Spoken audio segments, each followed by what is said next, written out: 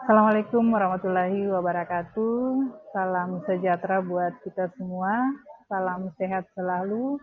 Perkenalkan, nama saya Yurniati, dosen Universitas Indonesia Timur dengan NIDN 0911117401.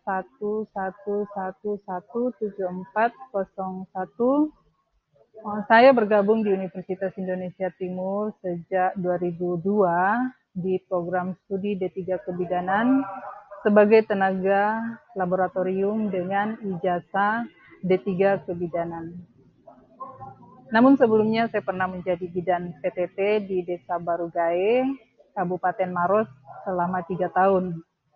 Pengalaman inilah yang membuat saya terpanggil untuk lebih mendalami tentang kebidanan.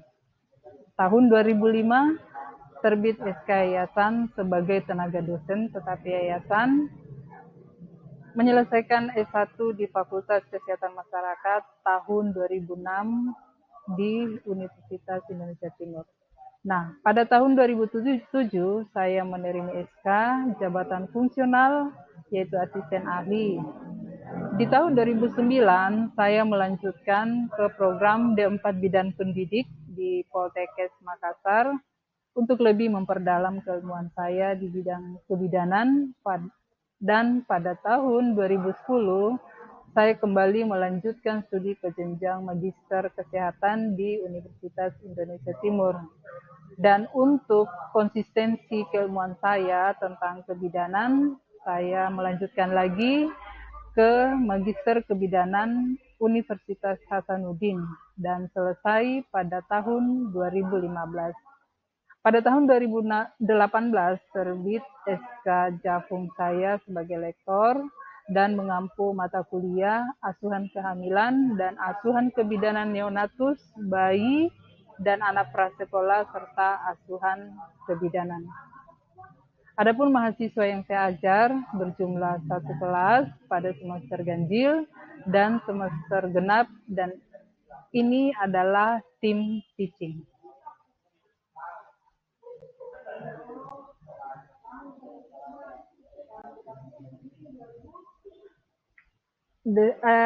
Deskripsi singkat mata kuliah saya yaitu mata kuliah ini memberikan kemampuan kepada mahasiswa untuk memberikan asuhan pada neonatus, bayi, balita, dan anak prasekolah yang didasarkan pengetahuan, sikap, dan keterampilan.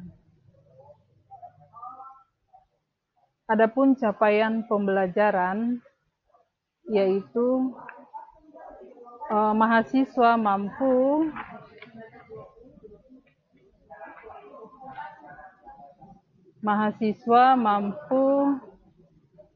menguraikan adaptasi fisiologi neonatus.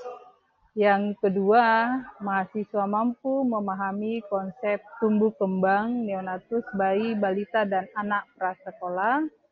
Yang ketiga, mahasiswa mampu mengidentifikasi kebutuhan dasar neonatus, bayi, balita, dan anak prasekolah. Yang keempat, mahasiswa mampu memahami konsep dasar asuhan neonatus, bayi, balita, dan anak prasekolah. Kemudian yang kelima, mahasiswa mampu memahami penyulit dan komplikasi neonatus, bayi, balita, dan anak prasekolah, dalam hal ini deteksi dini. Kemudian yang keenam, mahasiswa mampu memahami asuhan pada neonatus, bayi, balita, dan anak prasekolah dengan menerapkan dasar-dasar komunikasi. Dan terakhir adalah mahasiswa mampu melakukan pendokumentasian asuhan neonatus, bayi, balita, dan anak prasekolah.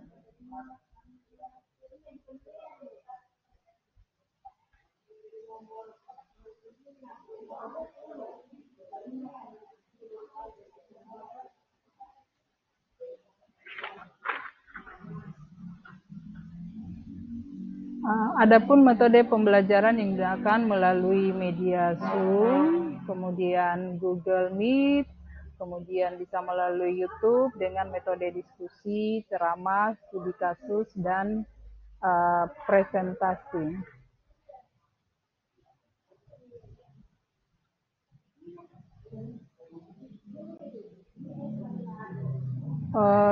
Untuk cara penilaian dengan menggunakan rubrik penilaian di mana kehadiran 20%, sikap dan perilaku 10%, aktivitas 30%, UTS ujian tengah semester 20%, dan UAS ujian akhir semester 20%.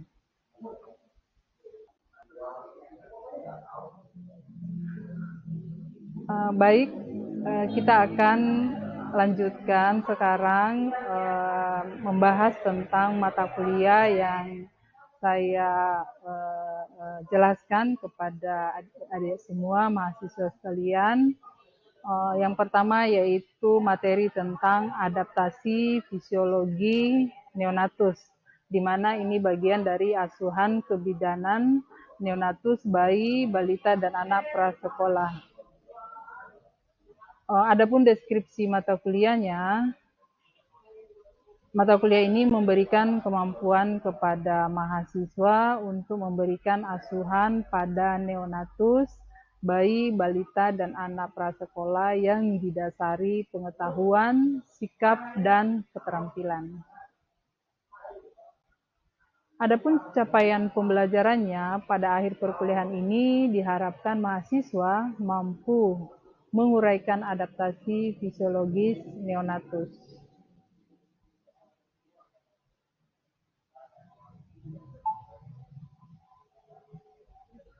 Nah, topik-topik yang akan kita bahas pada hari ini, yang pertama adaptasi bayi baru lahir.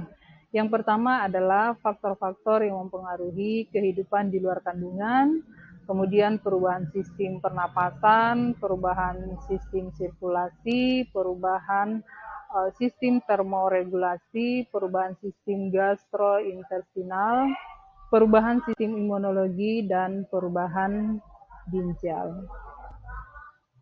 Berikutnya yang kita bahas, topik yang kedua adalah konsep dasar pencegahan infeksi, di mana ada pengertian pencegahan infeksi, prinsip umum pencegahan infeksi, jenis-jenis dan tindakan pencegahan infeksi pada neonatus, terdiri dari pencegahan infeksi tali pusat, kemudian infeksi pada kulit, kemudian pada mata, dan imunisasi.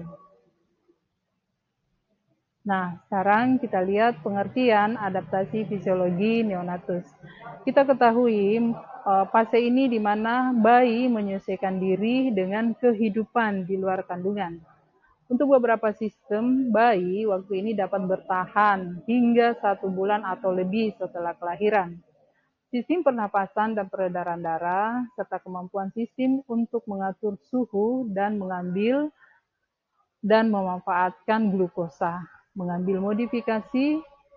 modifikasi yang paling terlihat dan cepat. Nah, selanjutnya, untuk mencapai dan mempertahankan eksistensi fisiknya saat dipisahkan dari ibunya, bayi yang baru lahir membutuhkan sistem organ dengan struktur dan fungsi yang ideal. Pada saat lahir, bayi baru lahir mengalami perubahan fisiologis dan psikologis yang signifikan. Hal ini memungkinkan transfer dari lingkungan intrauterin ke lingkungan ekstrauterin selama kehamilan atau setelah lahir. Nah, penyesuaian ini akan menjadi landasan bagi pertumbuhan dan perkembangan di masa depan. Berikut adaptasi bayi baru lahir yang ditentukan oleh riwayat intrapartum.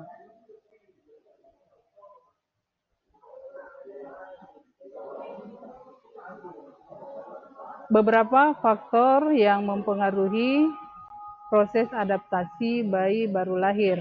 Yang pertama, riwayat antepartum ibu dan bayi baru lahir, misalnya terdapat zat toksik, sikap ibu terhadap kehamilannya, dan pengalaman pengasuhan bayi. Yang kedua, riwayat intrapartum. Ibu dan bayi baru lahir, misalnya lama persalinan, tipe analgesik, dan anestesi intrapartum. Yang ketiga, kemampuan fisiologis bayi baru lahir untuk transisi dari kehidupan intrauterin ke kehidupan ekstrauterin. Keempat, kemampuan penyedia layanan kesehatan untuk mengenali dan menanggapi masalah dengan tepat ketika masalah itu muncul.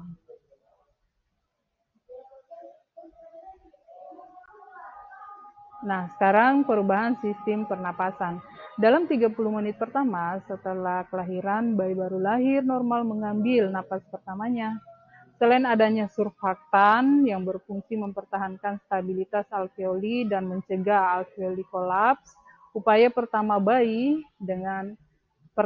untuk mempertahankan tekanan alveolus adalah dengan menarik dan menghembuskan napas dengan rengekan atau menangis, sehingga udara terperangkap di dalamnya. Jadi bayi pada saat lahir kita berharap dia menangis keras dan kuat, berarti itu sehat atau normal. Nah, kita lihat gambar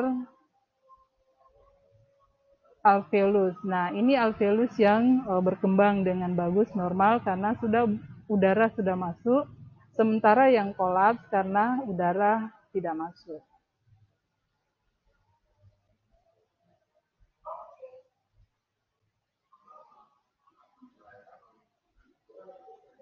Selanjutnya, perubahan sistem kardiovaskuler.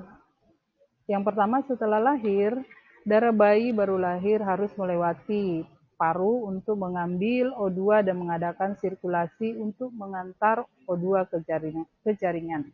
Yang kedua, untuk menyelenggarakan sirkulasi terbaik kehidupan di luar rahim harus terjadi penutupan foramen ovale dan penutupan ductus arteriosus antara arteri paru dan aorta. Nah, ini kita lihat ini adalah gambar sirkulasi darah pada fetus. Nah, coba lihat ada plasenta, ada tali pusat yang masih berhubungan langsung ke peredaran darah janin. Di tali pusat ada vena umbilicalis dan ada arteri. Nah, sekarang sistem termoregulasi.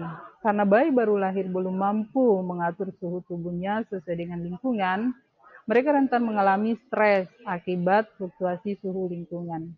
Di lingkungan bersuhu rendah, bayi baru lahir akan menggunakan lemak coklat untuk menghasilkan panas tubuh. Lemak coklat merupakan persediaan dalam tubuh neonatus yang jumlahnya sebanding dengan massa dalam kandungan. Pada masa kehamilan penuh, simpanan lemak coklat akan lebih banyak daripada usia kehamilan prematur. Namun cadangan lemak coklat akan habis dalam waktu singkat karena adanya stres dingin. Bayi lahir yang mengalami hipotermi, penurunan suhu yang drastis. Bisa terjadi hipoksia, tidak adanya cukup oksigen dalam jaringan untuk mempertahankan fungsi tubuh atau akan menggunakan persediaan glikogen dalam jam pertama kehidupannya.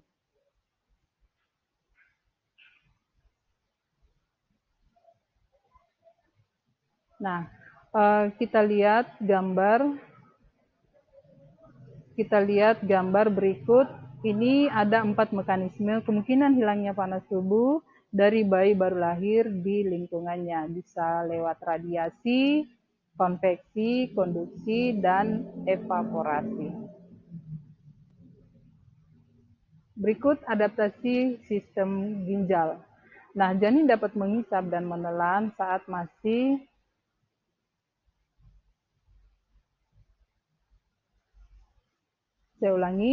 adaptasi sistem ginjal, di mana keadaan ginjal neonatus dapat menyebabkan retensi urin, cairan yang berlebihan, dan keracunan air. Selanjutnya, keterbatasan fungsi ginjal lebih parah pada bayi prematur. Dalam keadaan normal, sejumlah kecil urin dikeluarkan oleh bayi baru lahir dalam 40 jam pertama kehidupan. Jika tidak ada keluaran urin, selama lebih dari 48 jam, pengujian tambahan harus dilakukan. Neonatus cukup bulan menghasilkan sekitar 15-60 mg per hari.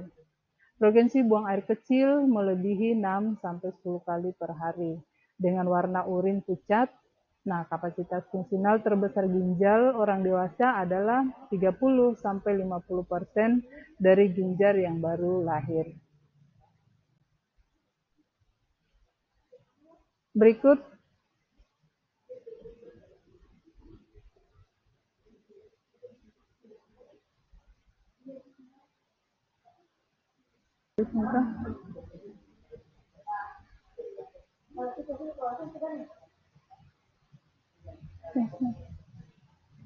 ya, sekarang adaptasi metabolisme. Karena neonatus memiliki luas permukaan tubuh yang lebih besar daripada orang dewasa, metabolisme basal per kilogram berat badannya akan lebih tinggi juga. Bayi baru lahir harus menyesuaikan diri dengan lingkungan barunya. Nah, metabolisme karbohidrat dan lipid menyediakan energi.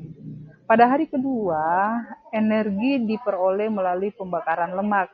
Selama jam-jam pertama, energi diperoleh dari perubahan karbohidrat.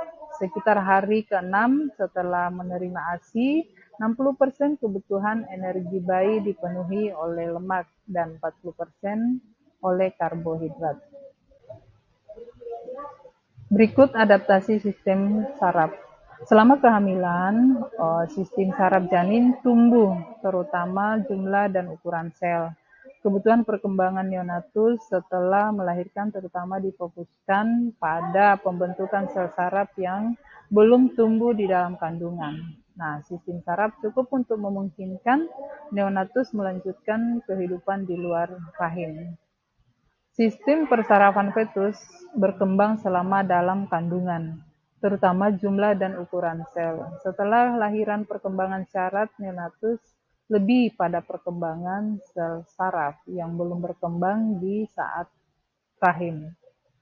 Walaupun sistem saraf terintegrasi secara sempurna, namun sistem persarafannya cukup membantu neonatus mempertahankan hidup di luar rahim. Akibatnya, neonatus memiliki indera pengecap, penciuman, perasa, dan berikut konsep dasar pencegahan infeksi pada neonatus.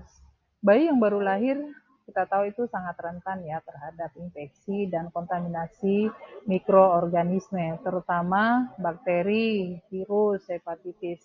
Nah, harus dihindari karena dapat ditularkan melalui darah dan cairan tubuh. Pastikan penolong persalinan telah melakukan tindakan pencegahan untuk menghindari infeksi sebelum menangani bayi baru lahir. Selama persalinan dan melahirkan, strategi pengendalian infeksi terkait erat dengan aspek perawatan lainnya. Tindakan pencegahan ini harus diterapkan dalam semua aspek perawatan untuk melindungi wanita bayi baru lahir, keluarga, penolong persalinan, dan petugas kesehatan lainnya dari penyakit bakteri, virus, dan jamur. Upaya juga dilakukan untuk membatasi risiko penularan infeksi serius seperti hepatitis, HIV, AIDS yang saat ini belum ada terapinya. Adapun prinsip-prinsip pencegahan infeksi, yang pertama, memberikan bayi perawatan rutin.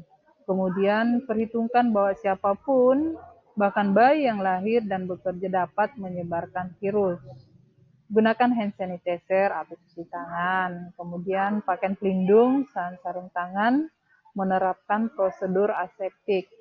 Tangani instrumen tajam dengan hati-hati dan bersihkan, desinfeksi, dan dekompresi alat dan peralatan sesuai kebutuhan. Jaga kebersihan unit perawatan bayi baru lahir dan buang sampah pada tempatnya. Pisahkan bayi yang terinfeksi untuk menghindari infeksi nosokomial. Nah, tindakan umum pencegahan infeksi yaitu mencuci tangan sebelum kontak bayi. Jadi sebelum dan sesudahnya cuci tangan, memakai sarung tangan saat menangani bayi yang belum mandi. Memastikan semua alat sudah didesinfeksi tingkat tinggi atau steril. Jangan menggunakan bola karet penghisap untuk lebih dari satu bayi. Pastikan semua timbangan, pita pengukur, termometer, stetoskop dalam keadaan bersih. Pastikan pakaian, handuk, selimut dalam keadaan bersih juga. Menganjurkan ibu untuk menjaga kebersihan payudaranya sebelum disusui. Berikutnya jenis-jenis dan tindakan pencegahan infeksi. Pencegahan infeksi pada tali pusat, kemudian pemakaian popok bayi diletakkan di sebelah bawah tali pusat.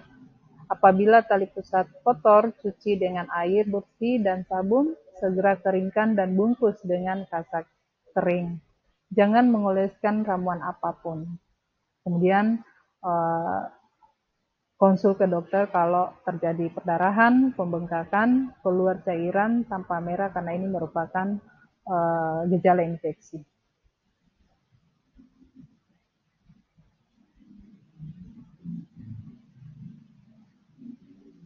Nah, selanjutnya ada perawatan mata. Jadi bayi baru lahir tentu dilakukan perawatan mata. Pertama dibersihkan, kemudian berikan salep, salep obat mata tentunya. Kemudian setelah perawatan jangan lupa cuci tangan kembali.